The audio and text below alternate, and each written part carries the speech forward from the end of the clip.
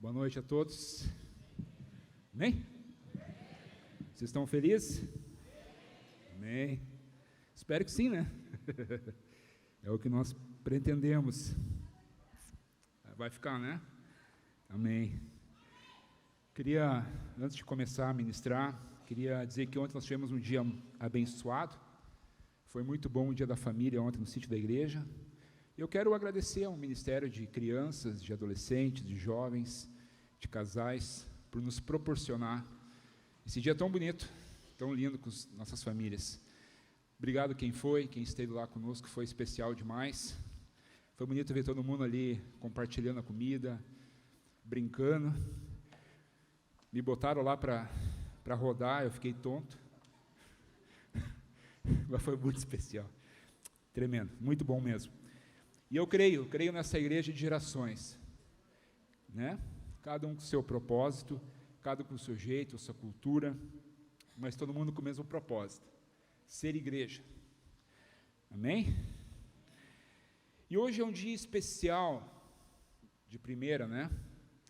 Hoje nós celebramos a morte e a ressurreição, é o tempo onde nós bebemos do cálice, comemos do pão, lembramos o sacrifício de Jesus, e tremendo o louvor aqui trouxe essas músicas, bem sugestivas para o dia de hoje, foi muito especial.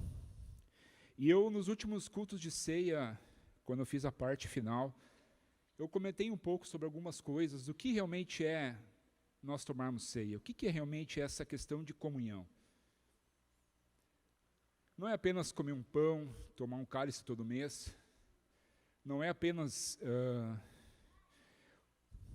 algo corriqueiro, mas é de pensar que aquele pão e aquele cálice simbolizam um corpo, onde todos nós somos um. E isso tem incomodado meu coração nos últimos dias. O propósito, mesmo tão diferentes um do outro. A comunhão familiar tem gente diferente uma da outra, né? Eu até brinco com a liderança, eu brinco assim, que nós tínhamos que ser estudados pela NASA. Como uma igreja de tanta diversidade de pensamentos, de culturas, consegue chegar num domingo à noite, tomar ceia junto, congregar. Isso para mim é só Jesus, só o Espírito Santo. Amém. Isso é tremendo, né, pastor Teixeira? Tremendo. Isso para mim ficou muito vivo, que a ceia é a comunhão da igreja do corpo, onde a gente está unido em amor, em comunhão, tornando um só. E eu quero nesse momento, talvez você nunca ouviu essa pergunta, e eu quero fazer uma reflexão com vocês todos. Se alguém chegasse para você hoje, para todos, tá? Cada pessoa aqui hoje, se chegasse alguém para ti e te perguntasse, e te dissesse, te afirmasse que daqui a 24 horas você morreria.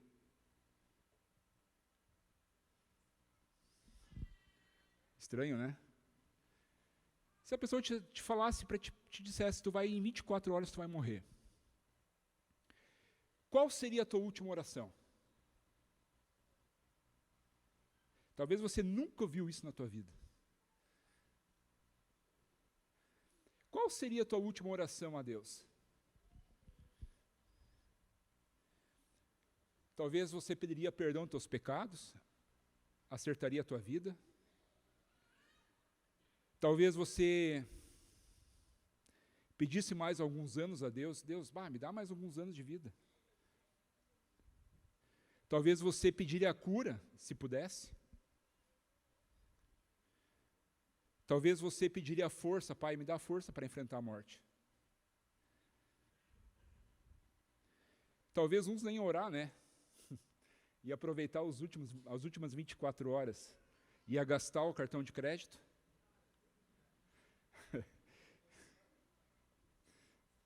Uma sugestão, né? Morreu.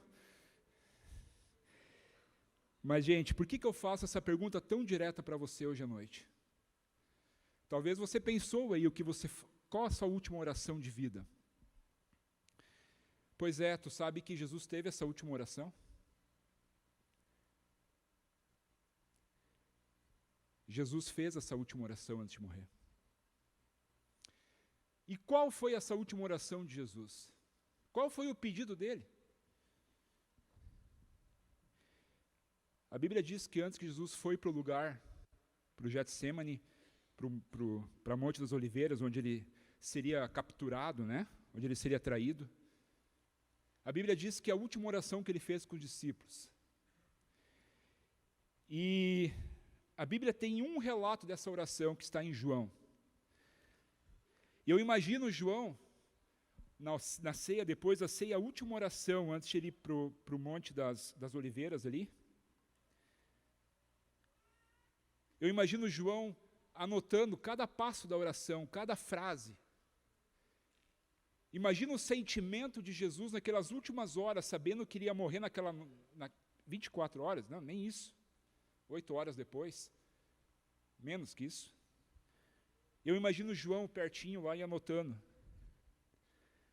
Imagina o que o coração de Jesus não orou, o que esse homem não tem expressado nessa oração. E essa oração está em João 17. É o último pedido de Jesus aos seus discípulos, que ele pediu ao Pai. E eu creio que é uma chave espiritual para nós.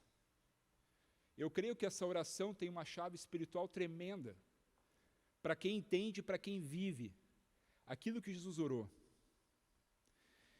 Está lá em João 17, versículo 20 e 21, que é a parte central da oração dele. Isso me deixa, se tu ler todo esse capítulo 17, o que mais me chama a atenção, a centralidade da oração de Jesus foi esses 2 versículos, que diz assim, ó, a minha oração não é apenas por eles, eu rogo, rogar é algo assim, insistir, é pedir com força, com insistência, é rogar. Eu rogo também por aqueles que crerão em mim, que são eu e você. Por meio da mensagem dos discípulos, versículo 21, para que todos sejam um. Pai, como tu estás em mim e eu em ti, e que eles também estejam em nós, para que o mundo creia que tu me enviaste.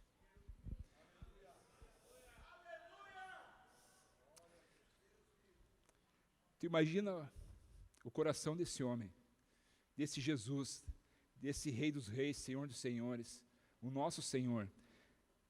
O coração dele clamando por quê? Unidade. Esse foi o último pedido do Senhor aos discípulos. Que todos sejam um.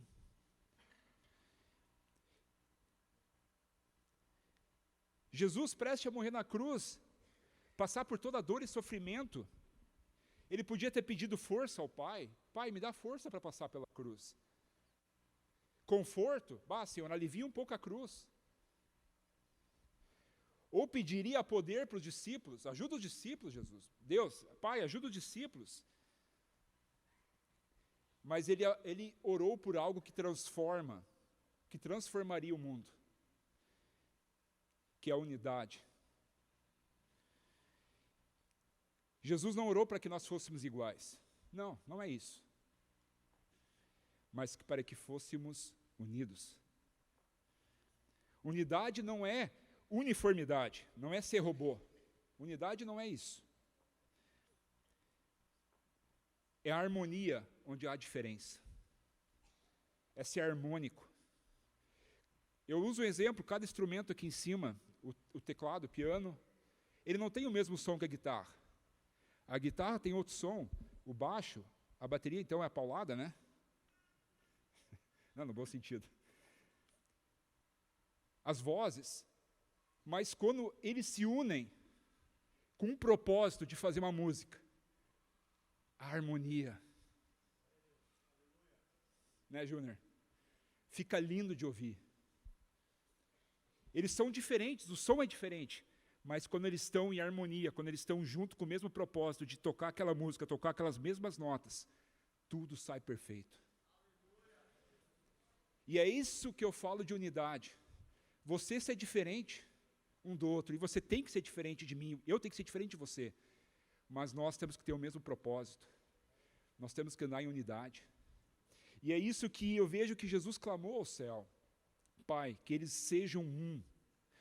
E o sonho de Jesus era relacional, uma família de fé unida pelo amor um com o outro. Isso nos mostra o quanto a unidade é importante para o propósito de Deus. E o tema que eu quero falar de hoje à noite com você é construindo um ambiente de unidade. E eu te faço duas perguntas hoje. Será que o teu jeito, como você vive, você acha que vive em unidade? Você acha que expressa unidade? Será que você expressa isso que está no coração de Cristo? E se eu não consigo viver unidade, será que eu posso começar a viver? Então nós vamos trabalhar um pouco esse tema. E o Espírito Santo tem falado muito ao meu coração sobre isso. E se a gente olhar na Bíblia, esse conceito de unidade, em muitos e muitos versículos, em muitos realidades da Bíblia, a unidade tem muito poder. É uma chave espiritual. E é um tema que a gente não pode esquecer de falar. A gente não pode simplesmente dizer que não existe. Ou esquecer, de vez em quando, falar de unidade. Não, nós temos que viver a unidade. Nós temos que falar, nós temos que relembrar, nós temos que viver essa chave espiritual. E Jesus trabalha esse princípio de uma maneira muito direta, de uma maneira muito simples, que está lá em Marcos 3, capítulo 3, versículo 22 ao 26. Olha o que aconteceu aqui. E os mestres da lei que haviam descido de Jerusalém diziam: Jesus está com Beelzebu, é pelo príncipe dos demônios que ele expulsa os demônios. Então Jesus os chamou e lhes falou por parábolas: como pode Satanás expulsar Satanás? Se um reino estiver dividido contra si mesmo, não poderá subsistir. Se uma casa estiver dividida contra si mesma, também não pode subsistir. E se Satanás se opuser a si mesmo e estiver dividido, não poderá subsistir. Chegou o seu fim. Jesus, de uma maneira muito simples, ele trabalha os princípios dessa unidade. E ele usa uma parábola.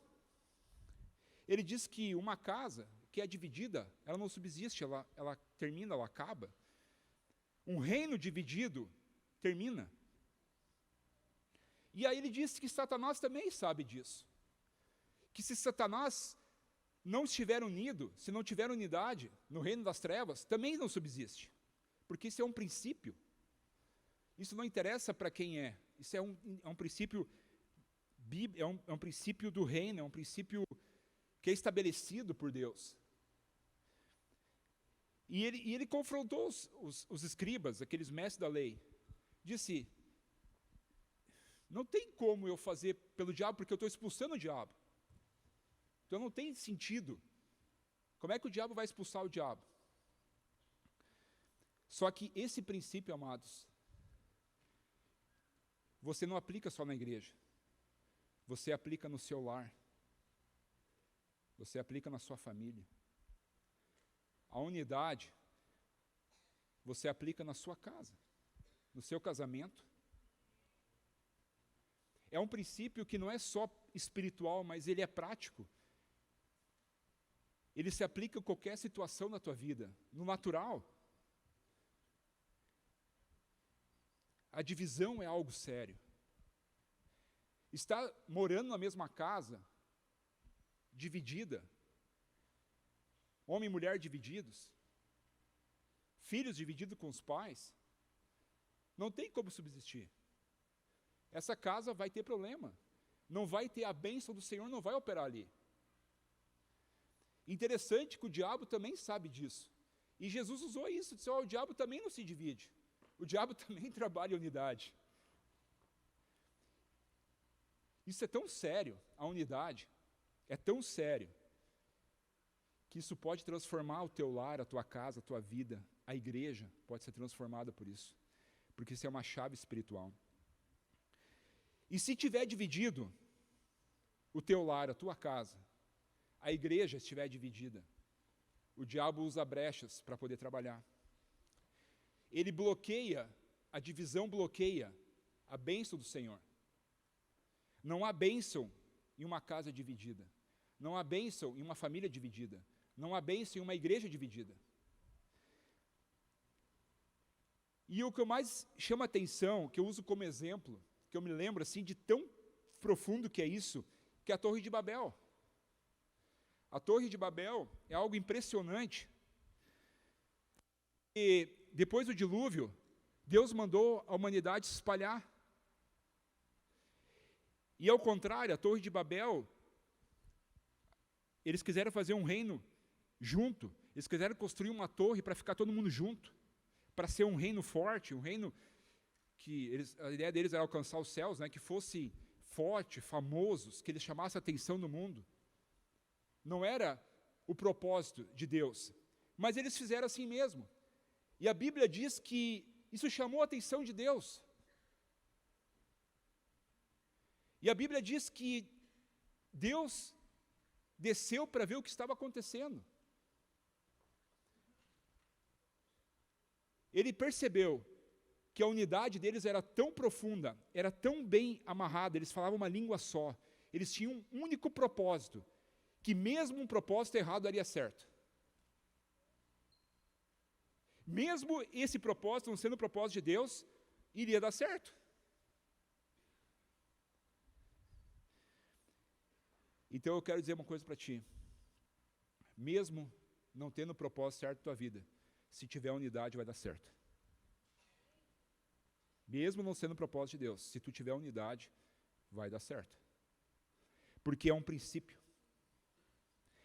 Imagina se o teu propósito está alinhado com Deus e você vive a unidade. Uau!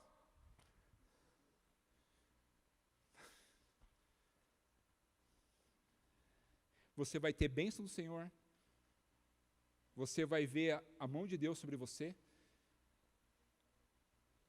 Por quê? Porque você está com o propósito certo e trabalhando em unidade. Mas tem uma coisa que me chama a atenção, que Deus se move em um ambiente de unidade. Isso é tremendo. Como Deus se alegra, como Deus se move e abençoa um lugar onde há unidade. Em Atos 1, versículo 14, bota para mim ali. Antes um pouco do Pentecostes, antes do Espírito Santo ser derramado, a Bíblia diz que eles, todos eles se reuniam sempre em oração, com as mulheres, inclusive Maria, mãe de Jesus, e com os irmãos dele. Outra versão diz que eles perseveravam unânimes, unidos em oração. Tem outra versão na Bíblia que diz.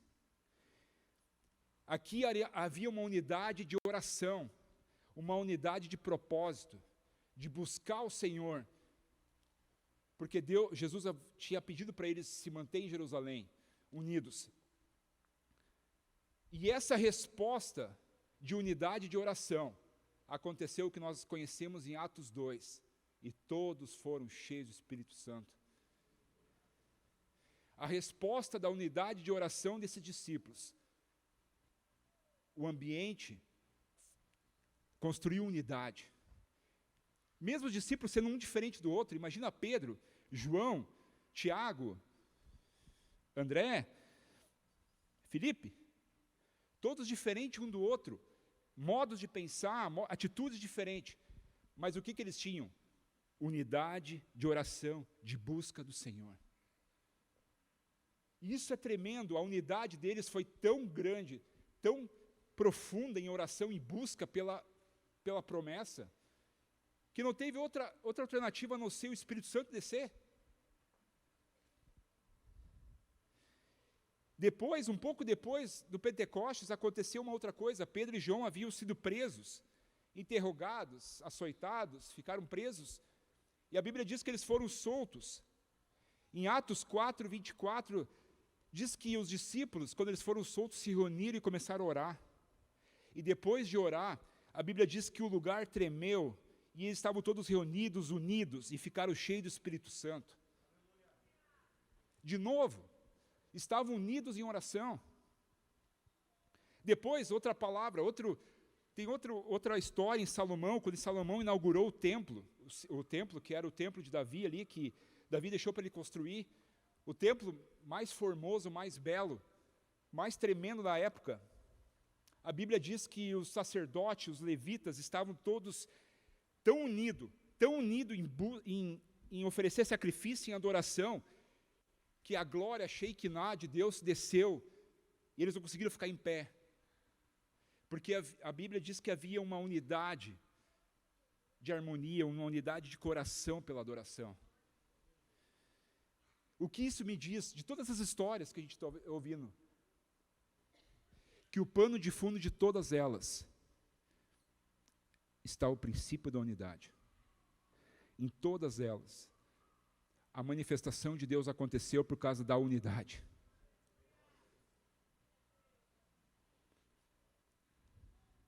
Você está entendendo? Amém?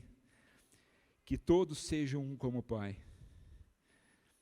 Que ambiente você tem construído na sua família? Ou na sua casa? Ou na igreja? Será que temos construído um ambiente de unidade? Será que realmente Deus, olhando para nós, Ele pode ver unidade no nosso coração? Porque isso é coração. Unidade não dá para dizer que tu tem unidade, tu tem que viver. A unidade vem do coração. Será que Deus, no teu coração, Ele consegue ver unidade? Unidade em propósito, amado. Eu não estou falando iguais, tá? Estou falando unidade de propósito. E aqui tem outra coisa que me chama a atenção, que é tremendo. É uma revelação dos céus. A cruz. A cruz é uma construção da unidade. Bota a cruz para mim ali.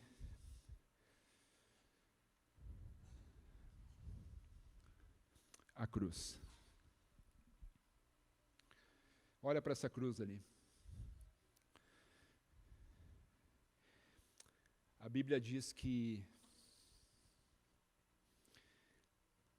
Jesus Cristo restaurou todas as coisas pela cruz. Primeiro, nós com Deus, a vertical. A primeira madeira é vertical. E a segunda, nosso relacionamento com nossos irmãos.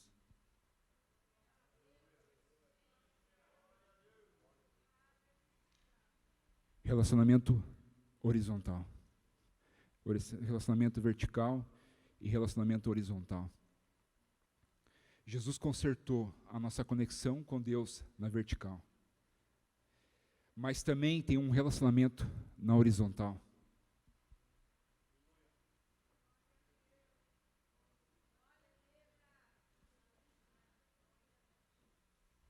Esse relacionamento também Jesus restaurou.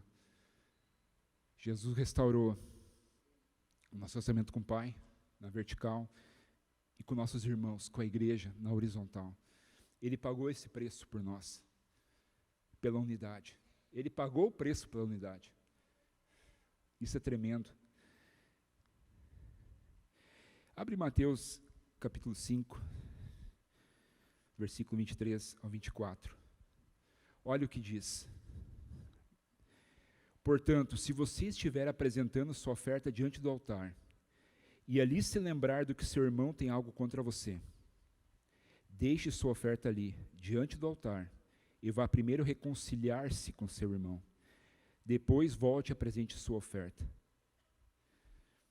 E Jesus aplicou esse princípio da restauração, da comunhão, da unidade, do amor entre os irmãos. E ele trouxe isso de uma maneira tão simples, porque os discípulos, estava meio estranho o negócio com os discípulos. Jesus trouxe isso de uma maneira tão simples para eles. O que ele está dizendo aqui? Oferta aqui não é dinheiro. Oferta aqui é adoração. É um sacrifício de adoração ao Senhor. E Jesus fala o quê? Quando você oferecer o teu sacrifício de adoração, amado, primeiro você deixa no altar, vai acertar com o seu irmão, porque a sua oferta de adoração não será aceita. A sua oferta de adoração não será aceita. E o que eu digo com isso? Se você bloquear a tua comunhão com teus irmãos, você bloqueia a comunhão com teu Pai. E isso é muito sério. Jesus falou assim, não esqueça a tua adoração. Primeiro vai te consertar. Porque não adianta você oferecer a sua adoração, o seu sacrifício de adoração, se você tem algo com o teu irmão. Primeiro você tem que resolver as coisas no horizontal, para que seja desbloqueado no vertical. É isso que Jesus falou. E isso me chama muita atenção, amados. Por isso que eu insisto tanto da unidade. Eu não quero que você seja robô, não é isso. Eu quero que você saiba viver a unidade, viver com o mesmo propósito, onde você está, na sua família, na igreja. Tem outro capítulo que Jesus trabalha isso de uma maneira muito, muito séria, em Mateus 6, versículo 14 e 15. Mateus 6, versículo 14 e 15. Pode botar para mim? Olha o Pai Nosso. Pois se perdoarem as ofensas uns dos outros, o Pai Celestial também perdoará vocês. Mas se não perdoarem uns aos outros, o Pai Celestial não perdoará as ofensas de vocês. Nós oramos o Pai Nosso, né? Mas o que diz ali? Que se você não perdoar o seu irmão, o Pai vai te bloquear. Ele não vai te perdoar também. E isso me chama a atenção, porque é uma condição. Você perdoa no horizontal, o Pai perdoa você no vertical. Isso que é a cruz, amado. Você precisa entender o amor, você precisa entender o perdão, você precisa entender o que Jesus fez na cruz, amado.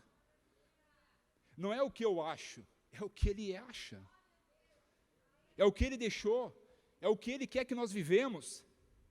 E olha o que diz em 1 Pedro, capítulo 3, versículo 7. Do mesmo modo, vocês maridos, sejam sábios no convívio com suas mulheres, e a tratem-nas com honra, como a parte mais frágil e cordeiras do dom da graça da vida, de forma que não sejam interrompidas suas orações.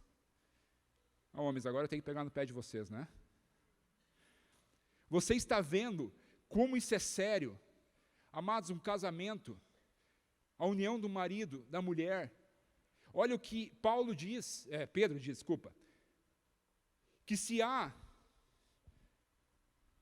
uma desconexão, se há algo que está rompendo o casamento, se tem algo que você não está tratando sua mulher com honra, como ela merece, o Pai não vai ouvir tuas orações. Você vai bloquear as orações aos céus.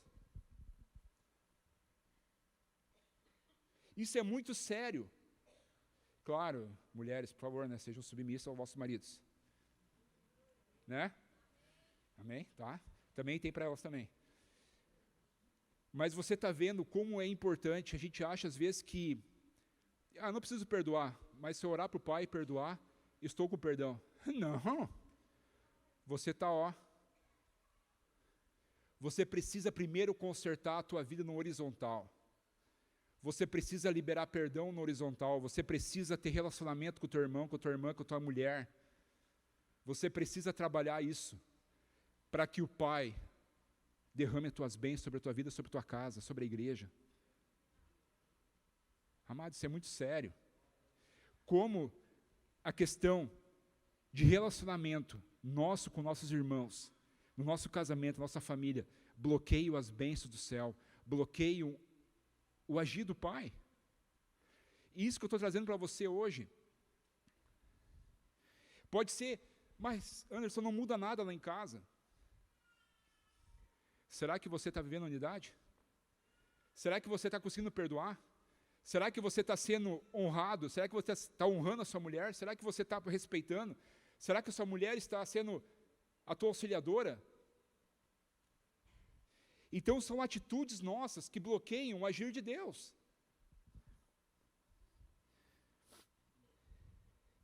Abre 1 João, capítulo 3, versículo 13 ao 16. Meus irmãos, não se admirem se o mundo os odeia. Sabemos que já passamos da morte para a vida, porque amamos nossos irmãos. Quem não ama, permanece na morte. Quem odeia seu irmão é assassino, e você sabe que nenhum assassino tem a vida eterna em si mesmo. Nisto conhecemos o que é o amor. Jesus Cristo deu a sua vida por... E devemos dar a nossa vida por nossos irmãos. Isso é muito sério. O nível de relacionamento numa igreja, de um lar, de uma casa. Como Deus está olhando o teu relacionamento, como Deus está olhando o teu coração dentro da igreja, dentro do teu casamento. Como tu trata teus filhos, como os filhos tratam os pais.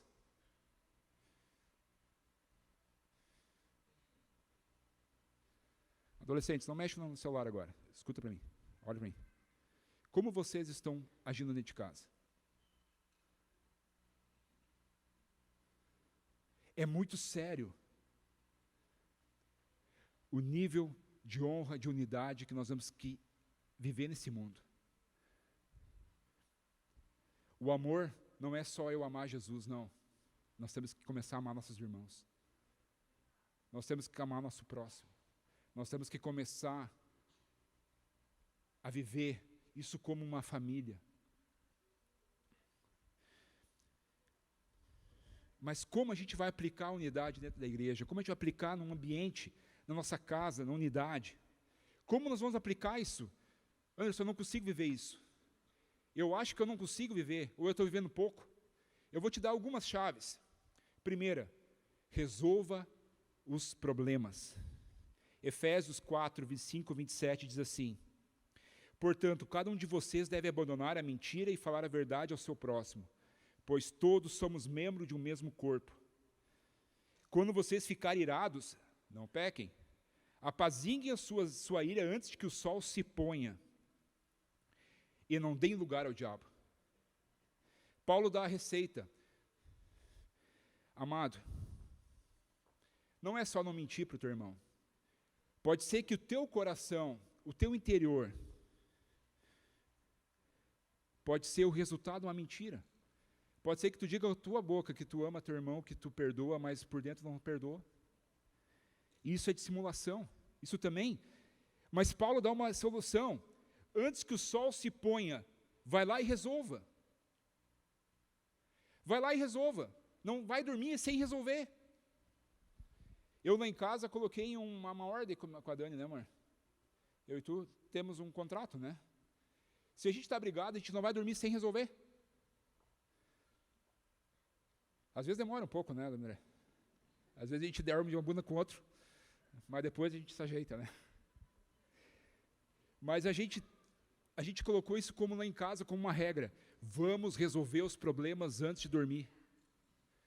Amado, se você tem problema, resolva. Não deixe para amanhã. Tem uma frase que o Sete fala que me marca muito, eu acho que foi o pastor Luiz Hermínio que fala: o que você não resolve, promove. Se você deixa para amanhã, isso vai aumentando, vai aumentando, vai aumentando. Tu imagina Jesus com os discípulos, 3 anos andando com essa gurizada. A Bíblia diz que João talvez tinha 17 anos, né, pastor Ademir? Quando foi chamado.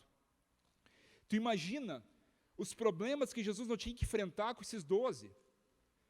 Problemas de relacionamento. Mas todos foram resolvidos. Jesus tinha seu jeito de resolver os problemas. Eu quero dizer para você, na igreja temos problemas. Ou não tem problema? Tem. Vamos ser sinceros, tem. Mas se você achar uma igreja sem problemas, me chama que eu quero ir para lá. Eu estou precisando. Amado, Jesus deixou algo na terra que é a igreja. E igreja tem problema, amado. Em Provérbios diz que o ferro se afia com ferro. Tem coisas que nós precisamos, às vezes, nos afiar um pouco. Tem que haver fricção entre nós, tem que. Faz parte da vida. Faz parte da construção de ser igreja. Faz parte do teu processo de vida. Você ter fricção, você ter embate, você ter problemas, vai fazer parte, amado. Você pode trocar de igreja, você pode trocar de família, você vai ter problemas.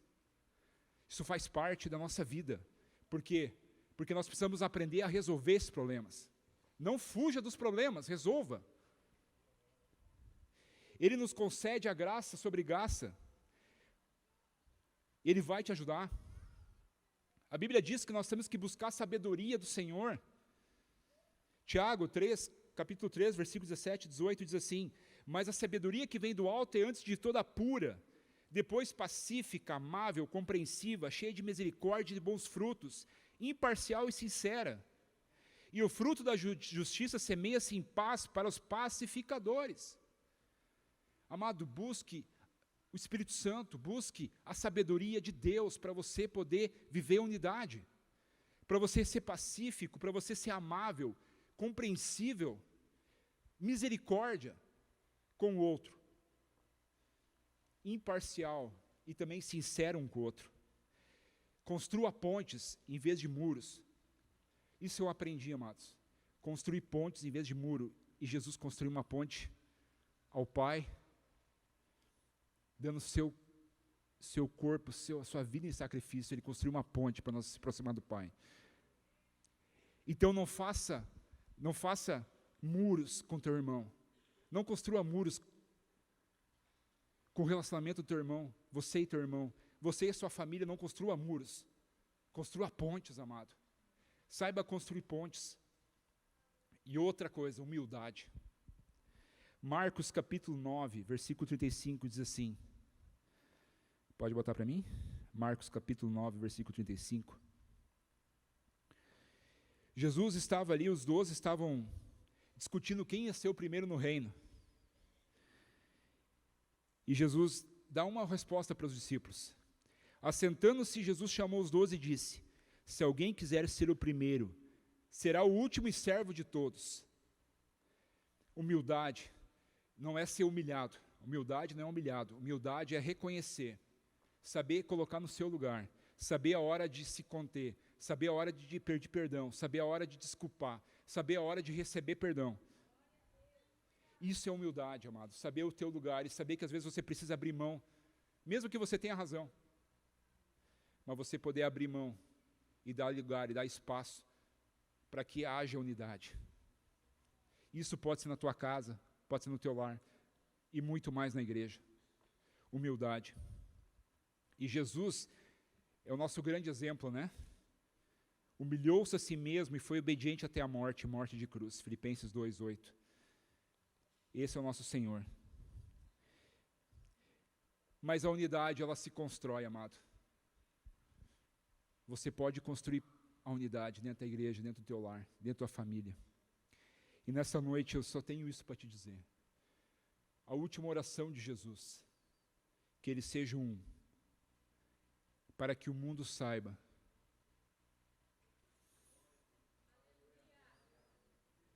o resultado será o mundo conhecer a Cristo por meio da nossa unidade. Para te ver como essa é uma chave tão importante na vida de um cristão, na tua vida. E eu tenho algo no meu coração que está me chamando a atenção, e ontem, conversando com o Sete, ele me disse algo e fechou bem daquilo que eu pensei. Bota para mim ali Efésios 2:19. Efésios 2:19 e 22. Aqui diz portanto, vocês já não são estrangeiros nem forasteiros, mas concidadãos dos santos e membros da família de Deus, edificados sobre o fundamento dos apóstolos e dos profetas, tendo Jesus Cristo como a pedra angular, no qual todo edifício é ajustado e cresce para tornar-se um santuário santo no Senhor. Nele vocês também estão sendo edificados juntos, para se tornarem morada de Deus por seu Espírito. Aleluia. Nós estamos sendo edificados, amados, nós estamos sendo construídos como uma família de Deus. É um santuário. Amado, você é um santuário do Senhor, mas quando nós se reunimos em unidade, em comunhão, essa unidade cresce, essa manifestação do Senhor acontece. A cura, a libertação, a restauração. Quando a igreja, quando nós começamos a entender que nós construímos essa unidade, nós construímos esse corpo que o Senhor trabalha, esse corpo que o Senhor manifesta, esse corpo que Ele mesmo deixou na terra, que Ele pagou um preço de cruz. Isso é tremendo. E nós estamos sendo edificados juntos com esse corpo. E isso é unidade. E eu tenho no meu coração algo. Eu vou descer aí embaixo.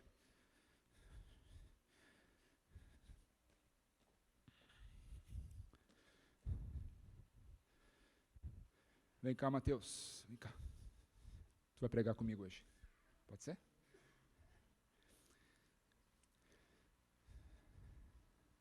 Isso aqui é uma criança. Um adolescente que quer ser meu ajudador aí. Um adolescente. Se levanta logo e vem aqui na frente. Vem aqui a filha da Vanessa, vem cá. Senão, amor.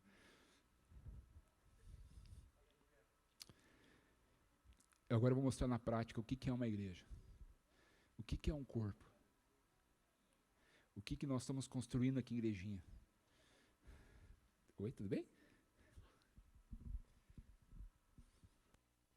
Dá a mão para o Mateuzinho. Um jovem aqui, um jovem. Quem é jovem? Depois dos 18 anos, por favor, quem é jovem? Red, tu é jovem, né? Vem cá.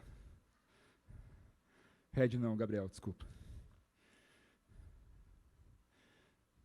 É jovem, né, Carla? É jovem, né? Jovem velho. Dá a mão para ela aqui. Eu quero um casal agora. Estou em dúvida se eu chamo você ou você. Vem cá, Fernando, vem cá. Posso chamar eles? Acho que a Márcia vai ter vergonha, vem cá. Dá a mão para o Red ali, Fernando. Eu chamo ele de Fê. Eu quero chamar um velho aqui. Quem se acha velho? Um ancião de anos. Marli, vem cá. Eu sei que tu não é velha, mas vem. Vem cá, vem cá, vem cá. Não estou chamando ela de velha, tá? É experiência.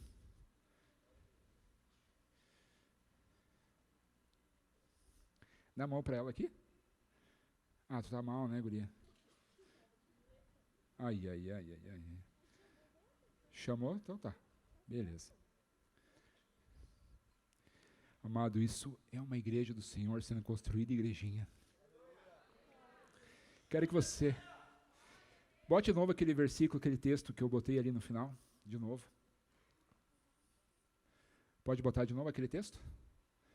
Portanto, vocês já não são estrangeiros nem forasteiros, mas concidadãos dos santos e membros da família de Deus, edificados sobre o fundamento dos apóstolos, dos profetas, tendo Jesus Cristo como pedra angular, no qual todo edifício é ajustado e cresce para tornar-se um santuário santo do Senhor.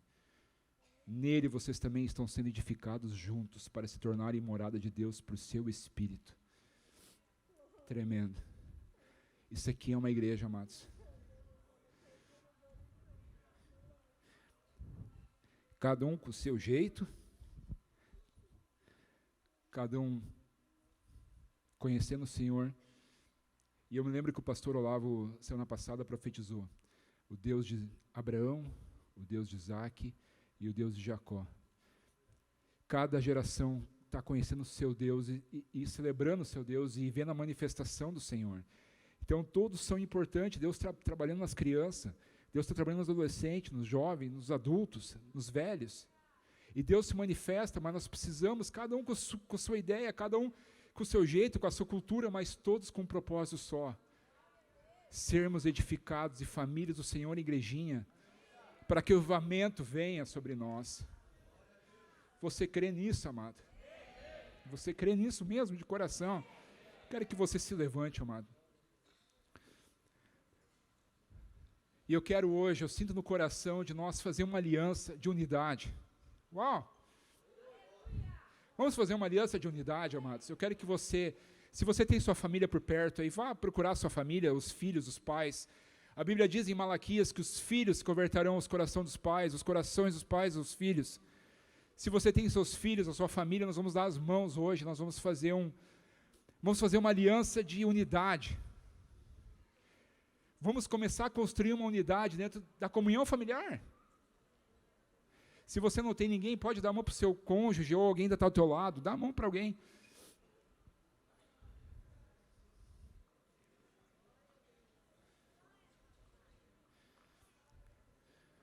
Se a banda quer tocar uma coisa... vocês podem voltar, desculpa, tá? Desculpa. Isso é ser igreja, amado, isso é ser igreja. Essa unidade, é isso que Deus toca o coração de Deus, onde há uma unidade, é um ambiente para que a glória do Senhor se manifeste. Não adianta, amado.